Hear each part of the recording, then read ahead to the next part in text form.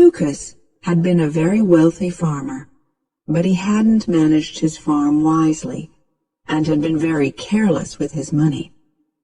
He realized too late what a fool he had been when he lost everything. Now he and his wife lived in poverty in a tiny house, which could hardly be called a house. The cracks in the walls made it impossible to keep warm. Rain came in through the holes in the roof. Their life was a constant struggle.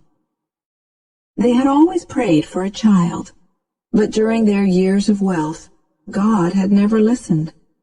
Now they were poor and had nothing, and his wife gave birth to a baby daughter. "Oh, what are we going to do?" his wife cried. "We don't have food for ourselves. How are we going to take care of this poor little stranger?" "We'll find a way," Lucas said. "She's a gift from God, so he'll help us find a way. But first we must have her christened. We must ask someone to be our daughter's godmother." They had no relatives in the area, so Lucas went to ask their neighbor's wife. "My husband and I are only poor peasants like you. Why should we add your child to our list of money worries?" was her answer. Lucas returned home with the bad news. "What can you expect?" asked his wife sadly. "When we were rich, everyone wanted to know us and be our friends. Even the mayor invited us to his home. But now we have nothing, and not even a poor peasant woman will help us." She was very worried about their little baby. Winter was almost at its end, but it was still very cold.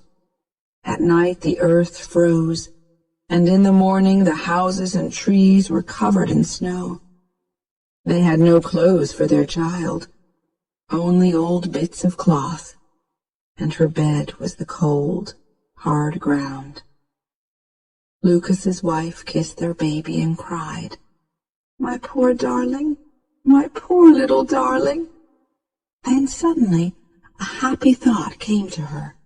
She told Lucas to go and ask the mayor's wife to be their child's godmother. She was godmother to the mayor's child, and was certain that the mayor's wife would do the same for them. Lucas didn't feel so certain, but he went to ask her. With a heavy heart, Lucas walked past the fields and farm buildings that used to be his. He arrived at the mayor's house and gave his wife's good wishes to the mayor's wife. He then asked if she would be godmother to their child. "You know how hard things are at the moment," she answered. "Everyone's struggling. I can't afford to help someone as poor as you. Why are you asking me anyway? Isn't there someone else you could ask?" "Well, my wife is godmother to your child," he answered simply. "Oh, I see. So this is a debt that I have to repay, is it?" was her angry reply. "Is that the only reason your wife agreed to be our child's godmother? And tell me, what help is your wife to our child now when you have nothing? How dare you come to my home and insult me like this? I wouldn't be your child's godmother if you paid me in gold." Lucas left in tears. When he got home, he described what had happened at the mayor's house. His wife was desperately unhappy, but he told her not to be discouraged. He was going to take their child to the christening himself and ask the first person he met on the road to be her godmother. His wife, crying, wrapped their child in an old blanket to protect her from the winter winds and put her in her father's arms. Lucas dressed as warmly as he could and started on his journey. He carried his baby sadly but proudly along the road. After several hours, he saw an old woman, dressed in old, torn, dirty clothes, walking very slowly on her old, bent legs. He hesitated for a moment and then walked up to her. explained their situation, and asked her if she would be godmother to their baby. The old woman smiled warmly, took the tiny baby in her arms, and said, "Yes, of course I will. It will be an honor to be godmother to such a sweet little baby, whose father loves her so much." They continued together to the church. The priest was just getting ready to leave when his assistant hurried up to him and whispered that some people were arriving. "Oh, no," said the priest, who wanted to get home for his supper. "Who is it, and what do they want at this late hour?" "It's only Lucas," answered his assistant. "You know, the one who lost everything. He's as poor as the poorest peasant now." As they approached the church, the godmother saw that the assistant was whispering something unkind to the priest. So as they entered, she pulled from her old dress a golden ducat and pressed it into the priest's hand. The priest was amazed. He looked at the ducat, then at the old woman in her torn clothes. He then quickly whispered to his assistant to prepare for the baby's christening. The christening ceremony that followed was suitable for the wealthiest of merchants. The little girl received the name Marischka. After the christening, the priest walked with them to the door of the church.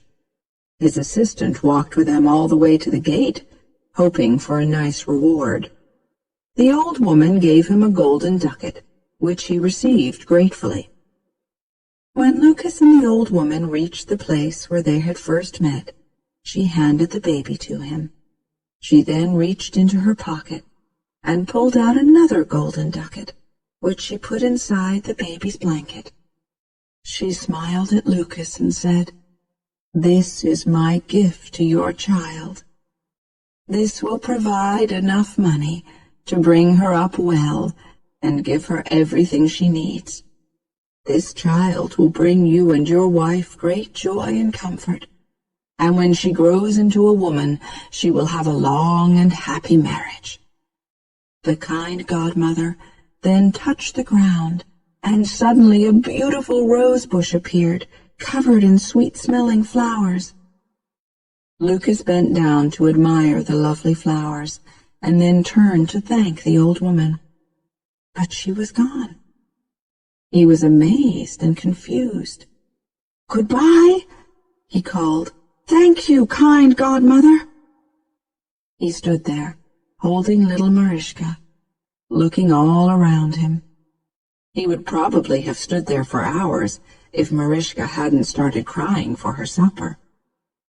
So he began walking, and as he walked, he thought about all the wonderful things that had happened to him that day. At one point he stopped and felt in Marischka's blanket to make sure that the ducat was still there, that he hadn't dreamed it. He took it out, and suddenly it became 10 ducats and fell out of his hand all over the ground.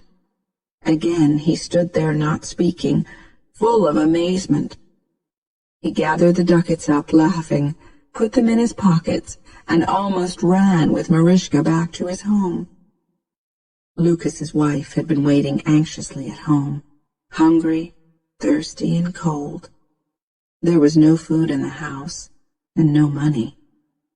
She was very surprised when Lucas ran in with a happy smile on his face and told her all about the kind godmother.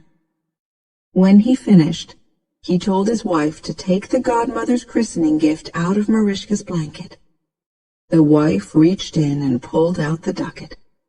Suddenly there were 10, 20, 30 ducats. She cried out in happiness and surprise. The ducats flew out of her hands and rolled all over the floor. They both began to pick the ducats up, but wherever there was one, another 10 appeared. In the end, there was a beautiful golden pile shining in front of them. They fell onto the floor, laughing and crying at the same time. Then Lucas's wife was suddenly full of fear. Could this money be an evil curse? Maybe the woman is an evil spirit who wants to buy our souls. Lucas laughed. Don't be silly, he told her. What evil spirit would go into a church? But Lucas knew this godmother wasn't an ordinary woman. Maybe she was a good spirit, sent by God to help them. He warned his wife, however, that they must guard their secret. He told her to hide the money and not tell anyone the true story. He then took 1 ducat for the mayor to change so he could buy eggs, flour, bread, and milk.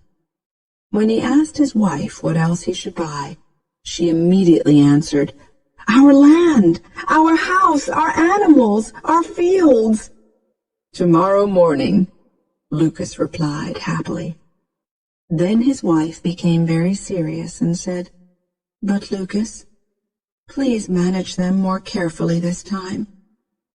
Lucas took her in his arms and told her quietly, "I promise to do this, for you and our child.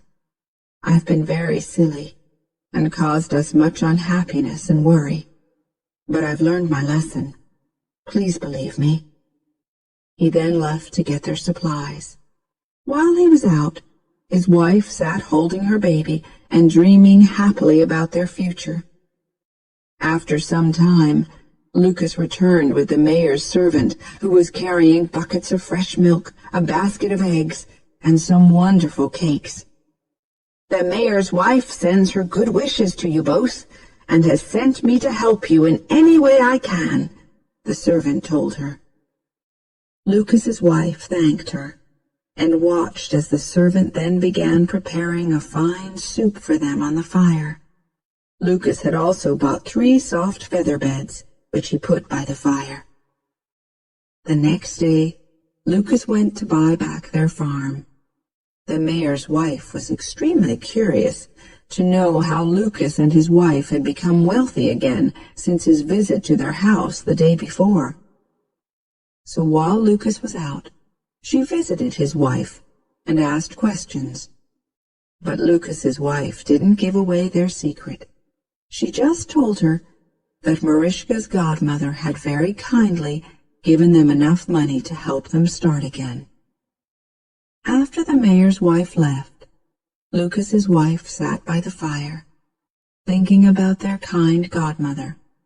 She thanked her for giving them a second chance in life. Lucas did buy back all their property, and this time he managed it wisely. He built handsome, solid farm buildings and a beautiful house for his family.